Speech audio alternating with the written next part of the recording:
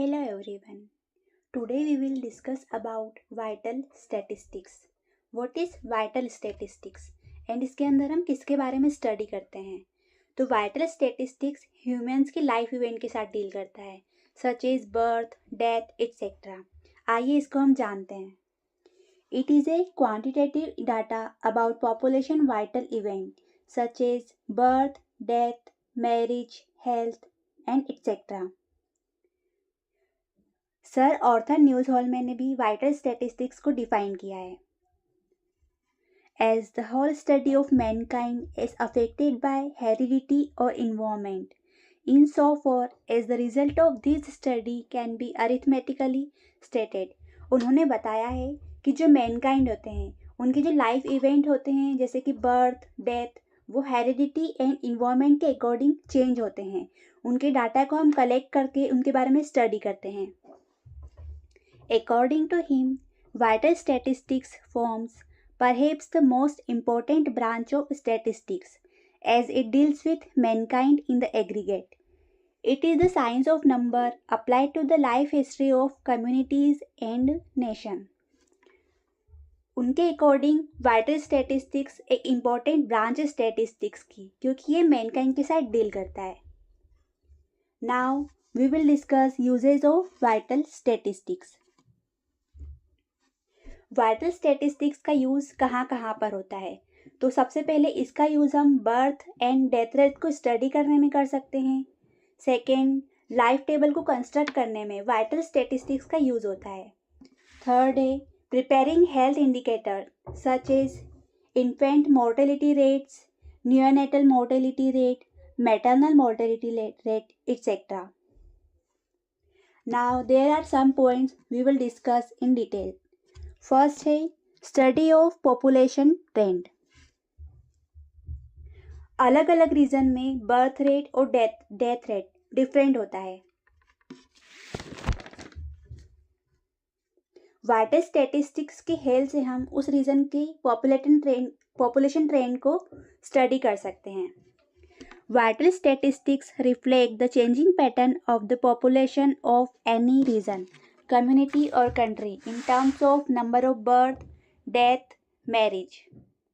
The division of population of different region by birth and death rates enable us to form some idea about the population trend of the region or countries and the general standard of living.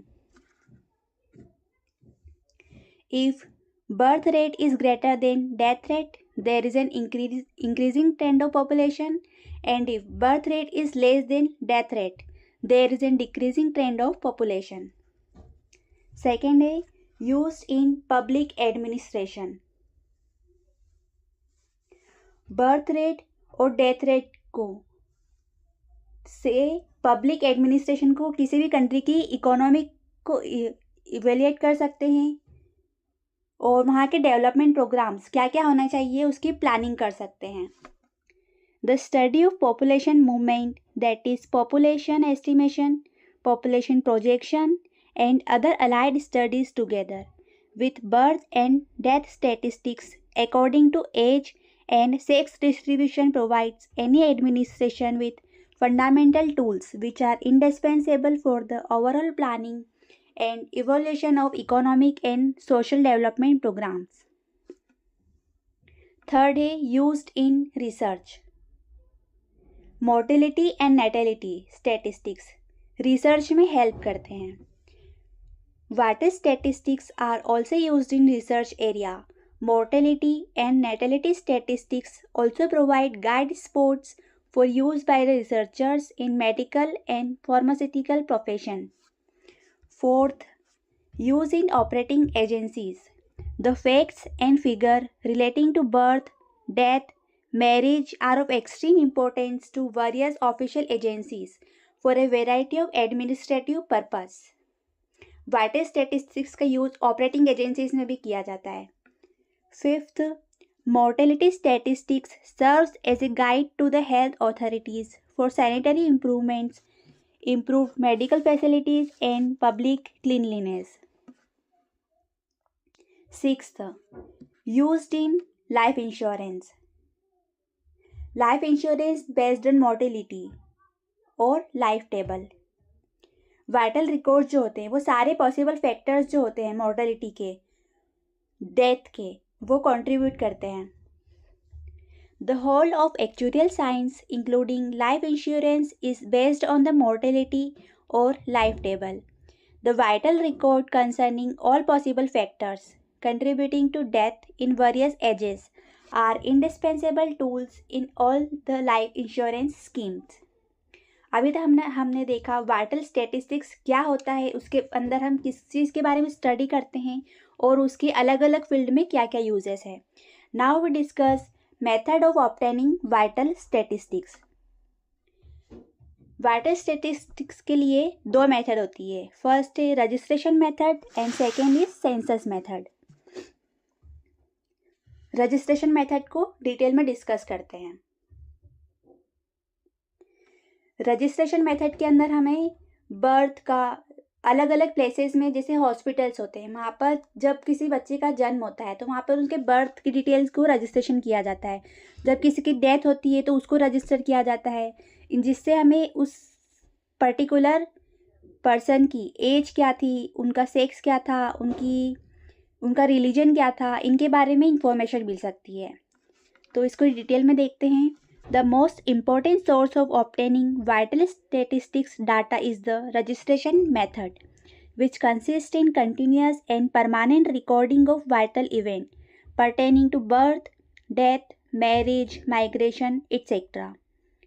Registration of birth provide information of place of birth, sex, age, religion, etc. Similarly, death registration also provide the following information, such as place of death, sex, age, marital status, number of issues, etc. Similar information is also obtained with respect to marriage and migrants.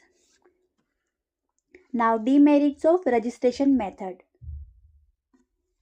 जो India है वहाँ पे जो ग्रामीण क्षेत्र होते हैं वहाँ पर ऐसे कोई लॉ नहीं है जो वाइटल इवेंट्स का रजिस्टर करवा सके, और जो इम्पोर्टेंट और कंपलसरी डाटा होता है वो विलेज के पटेल्स के द्वारा कलेक्ट कर लिया जाता है। ऐसे में क्या होता है कि कभी कभी किसी की बर्थ या फिर डेथ का रजिस्ट्रेशन नहीं हो पाता है।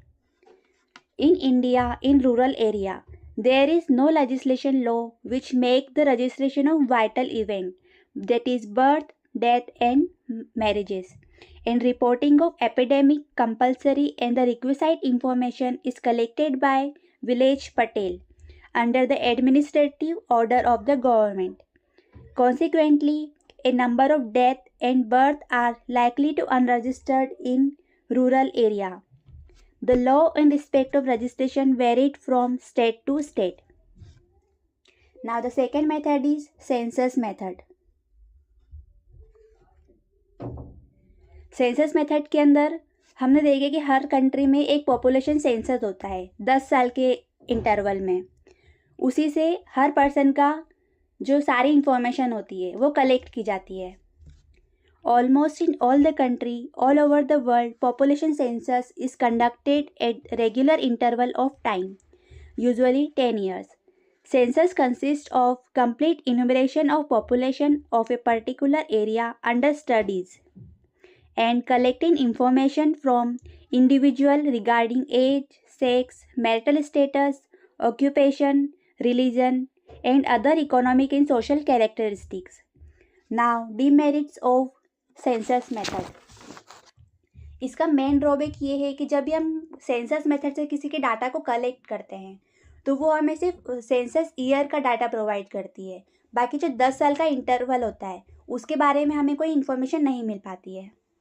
The main drawback of the census method is that it provides vital statistics only for the census year and fail to give any information about the vital value in the inter-census period. Today we have discussed about vital statistics, its uses and method of obtaining vital statistics. In the next video, we will discuss about measurement of population and rates and ratio of vital events.